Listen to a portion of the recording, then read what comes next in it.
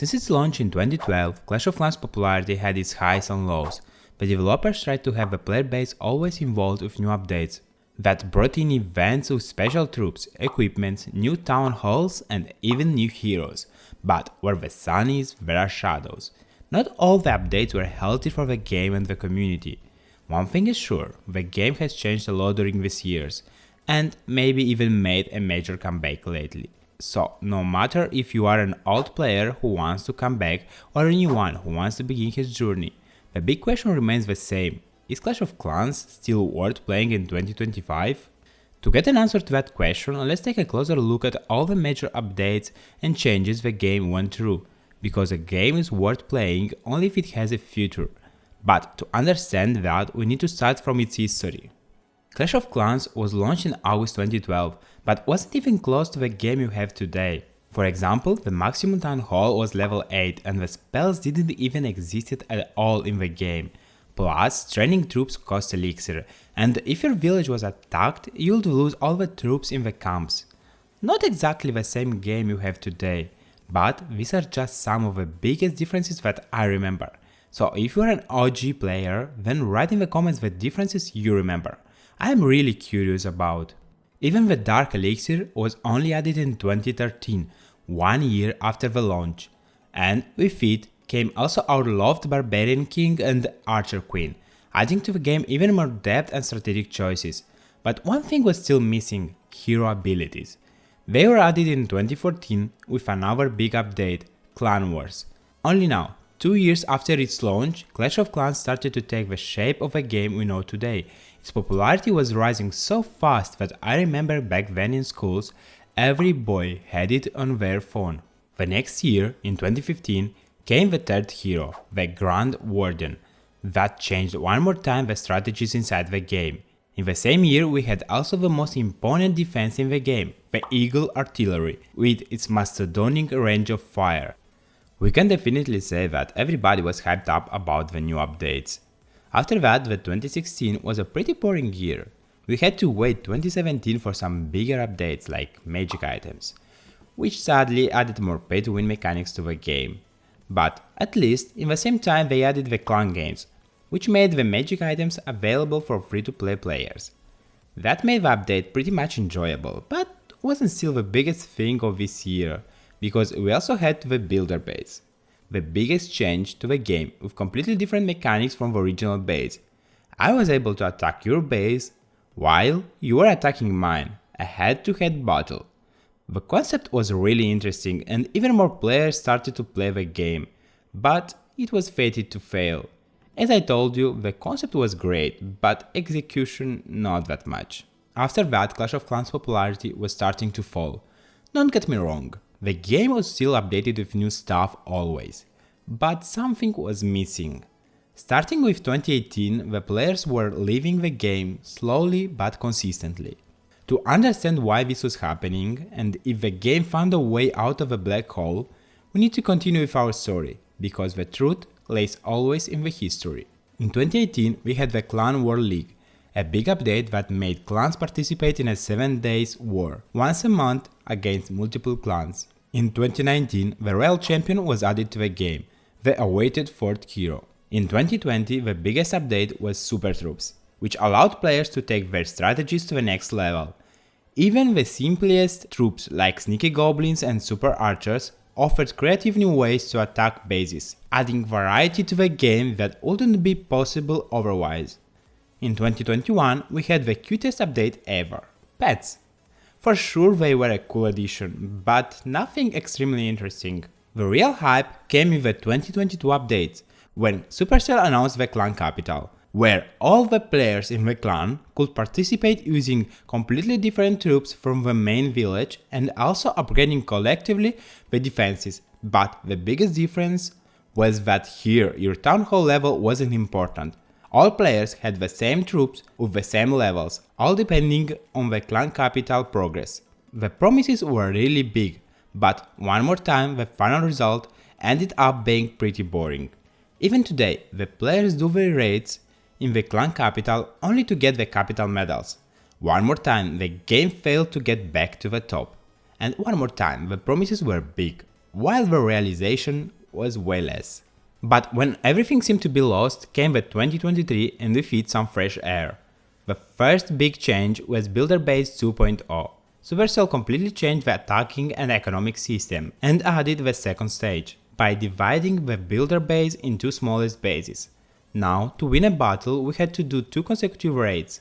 In the same year, we had the Town Hall 16, and with it also some big changes, like the merge defenses and overgrowth spell. Finally some fresh air to the game. But this year had still a lot more to offer, starting with the hero equipment. Now we can choose from a small pool what abilities to give to our heroes. Every ability was different from each other, so we had to think twice about which one to bring, depending on the army we were using and the strategy we had in mind. A small change that made the game twice more strategic. But, as I said, where is the sun, there are shadows. This equipment needed to be upgraded, like everything in the game.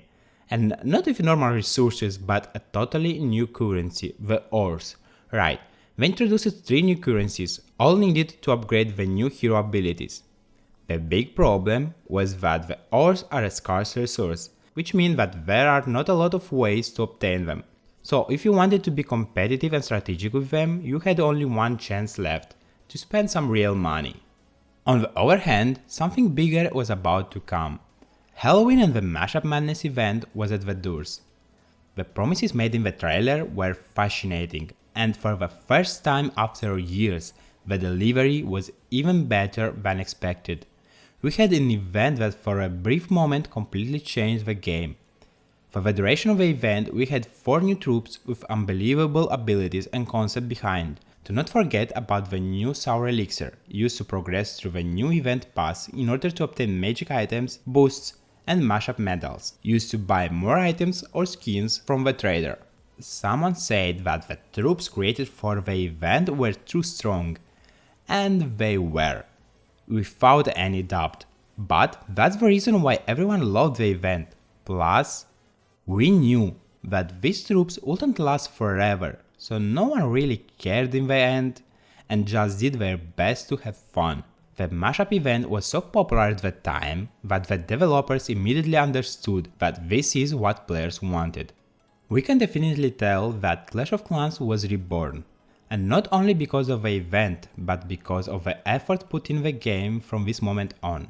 The 2024 was also a great year for the game. We had the tactical view added, for a better planning of our raids. Another good addition was supercharges, for endgame players who now can boost some of their buildings' effectiveness, while waiting for the new town hall or new upgrades. Also, after the last year event, we had a new one that for a short period added chests to the game, with different prizes inside, including magic snacks with strong but short effects. Everyone felt very satisfied with the new event because we felt the hard work and good intentions behind it. Supercell seemed to be on the right way, all until they added the Builder Apprentice that costs 6500 gems, only to save us 8 hours a day worth of upgrade on a building of our choice. Also his brother, the Laboratory Assistant, that costs 8500 gems, only to save us 12 hours every day worth of research in the laboratory. For sure they can help to make the upgrades faster, but the cost wasn't affordable for players who don't regularly buy gem packs. In the same year we had the Town Hall 17, added with the new hero and new hero hall. Now, we know for sure that in the future more heroes will be added, but with the condition that only 4 of them can be used in battles or to defend. Now that we know what the game went through, we can finally answer to a big question. Is Clash of Clans still worth playing in 2025?